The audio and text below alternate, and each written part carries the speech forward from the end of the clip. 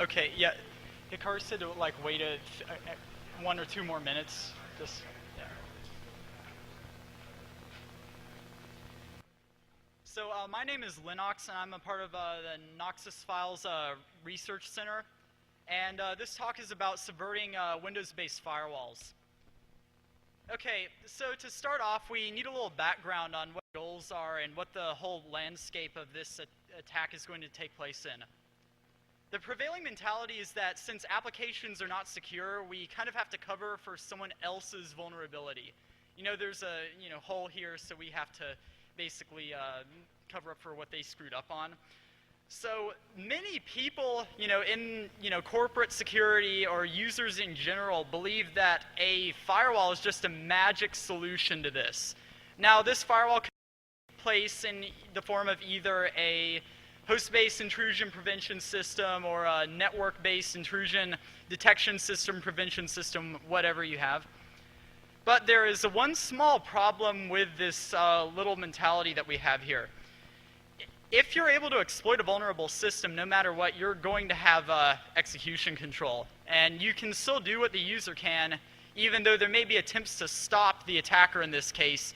Many of them, as you can be subverted and exploited. Former research in this area of getting past host-based intrusion prevention systems comes in FRAC 62 and Article 13 of it. It presents some more or less standard ways of bypassing many personal firewalls at the time, and some of them now. What it mainly involved, however, was just abusing trust put in a certain process. Like, for say, you trust IE to connect out to the internet. Well, hopefully you don't, but Firefox would be a much better alternative, or Opera or something than that. But pretty much you're putting trust in this one process. Say your web browser. Now, what the goal is just to inject code into that process that's going to do the attacker's bidding, and that code will be trusted, to connect out to the internet or spawn a reverse shell to the attacker, do whatever he wants.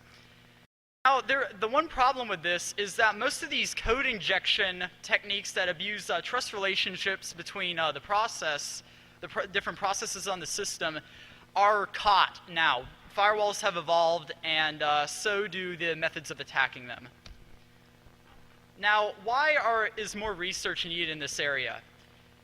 These HIP systems are getting more and more common, and soon these firewalls, your antivirus systems, spyware, and all these other products will pretty much be only one. It's not going to be just a suite; it'll be just one HIP system. And not to mention, you have a big rise in file format bugs. Now, why is this an issue with us? Well, for example, say you were able to get a user to click on some, PowerPoint or Word document that has some malicious code in it that, gets ran whenever it is executed. Now, any sane user would kind of think it's odd when there's a connection, say someone's trying to do a bind shell, the firewall pops them an alert, says, yeah, there's a bind going on port 31337. I don't know, that would look a little suspicious to me. And these file format bugs can be propagated a lot easier because the cross-site scripting attacks have become more and more common. And for any of you familiar with those, basically it involves abusing a trust relationship between a certain site and a user and getting them to execute possibly malicious JavaScript. So that's one method that we can use for forcing these file format bugs to be ran by the user. So just an overview of some of the tools that are needed for this. You're pretty much going to need a debugger, and maybe a disassembler. Well, like what I mentioned, DBG, that pretty much acts as a disassembler too. But in case you really liked the feel of IDA or the different databasing features that it has, you could use that.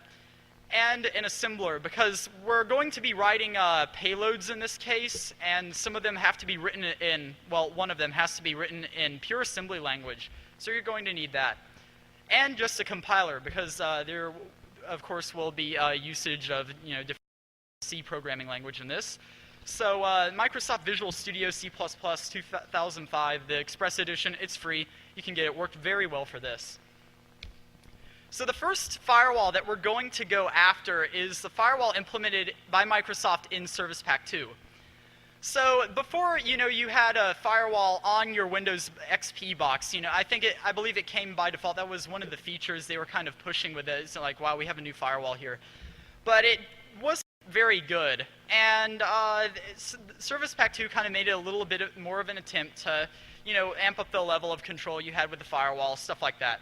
And so it's pretty tightly integrated into Windows. Like I said, it does offer a bit more control, but there's one really big problem. Now what I'm going to do is I have a local MSDN library right here, and I'm going to search for a certain string called exercising the Windows firewall. Let's see what happens when I do that.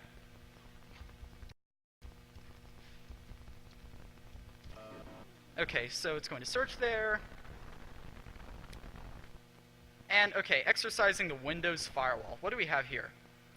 Okay, so what we basically have is code to do stuff like, okay, let's just read the functions off here, see if we find anything interesting. Firewall initialize, firewall is on, firewall cleanup. Okay, now we're getting to the good stuff. Windows firewall turn on. Oh, Windows firewall turn off. Oh, that sounds interesting for our purposes. So as you can see here, they pretty much inside MSDN give you all the code that you need to use to turn off the firewall programmatically. This is obviously a very big problem. Oh yeah, but just some other methods that you can that are really interesting on this is, okay, just to read off some of these, allowing connections out of that. That's what happens when you play these little online games or whatever. They automatically configure your firewall. Yeah, they're poking a hole through it. So it'll do stuff like allow ICMP. Let's see here. Yeah, well, those are the main things. I mean, you can pretty much poke a hole through it and disable it as well. So this isn't zero-day, of course. It's a feature. So basically, how this all works is there is a COM interface exported. And like I'd kind of demonstrated what those different methods can do. So basically, here's the kind of outline that we're going to use for the shell code that we need to write for this this firewall. So we do a get local policy. From this, we can use a method called get current profile, and from that profile, there's a method called put firewall enabled.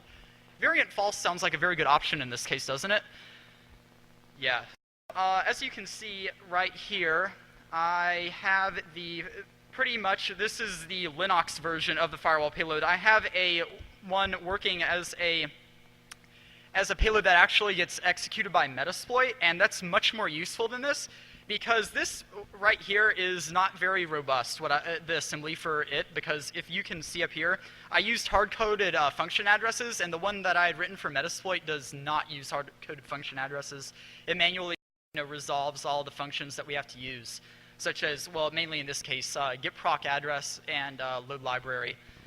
So just to give you a little overview of that, it does some initializes the COM object, and does the get local policy, get current profile, and then put firewall enabled. So now to demonstrate this, I have a little demo for you all, because nothing would be complete if we did not have demos. So this right here. This is a little flash movie because I learned the hard way to not have multiple virtual machines running on the same system. So what I'm going to do now is I'm going to enable the firewall just to show that this is in fact working. So what I'm going to do now is run Metasploit, and then I'm going to use the WMF vulnerability to exploit this system. So I'm going to set my payload right here to the Lin0xx XPFW bind. And it's going to do a bind because pretty much that's what the Windows ICF catches. It is mainly binds, not connectbacks. There's a reason for this, though, that this payload is actually still useful. But what I'm going to do now is browse to this malicious web server that Metasploit has set up. And as you can see right there, the firewall just got disabled. And then for various issues with Metasploit that I have, we're going to netcat to the port that I told it to bind to. And now we have a shell. So as you can see right here, that's just typing echo iwin in there, just for added effect. Okay. Now some of you may ask, if you can get out of there just by doing a connect back, what is the point of this payload? Well, the point is if this is turned on, you're not going to really be able to browse the various shares of the network. And if you want to get out and steal other files from shares or whatever on whatever network you are on, you're pretty much going to need to disable this somehow. And so this is what will provide a method to do that. So now we've taken care of the Windows XP firewall. Let's move on to something a lot more complicated. The next firewall that we are going to attack is the ZoneAlarm Personal Firewall. As you can see, this is not exactly the latest version of it, but at the time of writing this presentation it was. But a little bit of background on this. ZoneAlarm is one of the main personal firewalls used. Most computer users, well, a large amount of them, know what ZoneAlarm is or use it, at least from ones I've experienced. Now, the personal firewall, or the host-based intrusion prevention system in this case, has a very, very hard job to do. You have to think about it here, because it has to defend from threats locally and remotely. It has to prevent you from getting a shell on the person's or your meterpreter payload shoveled in. And it also has to prevent viruses or other forms of malware from manually disabling the firewall. Now, the way it does this is through this little mechanism called TrueVector. Pretty much, this is a driver that keeps ZoneAlarm safe from remote and local threats. So it's pretty much the core of ZoneAlarm. What ZoneAlarm basically is it's a GUI that kind of rides on top of this TrueVector. So you have the user layer, that's ZoneAlarm, and then you got the kernel layer, and that's TrueVector. And it's very aggressive about defending itself. So just a little outline here of what we plan to do. If we can get write access to the ZoneAlarm process and are able to inject code into it that will actually disable the firewall, and we can run this code, making sure it's done stealthily, then we're going to be able to own the box. And in this case, I'm going to call it ZA Router. The name. So first of all, we have to find the process of this. Basically, we got to get its process ID so we can actually attach to the process and inject different code into it.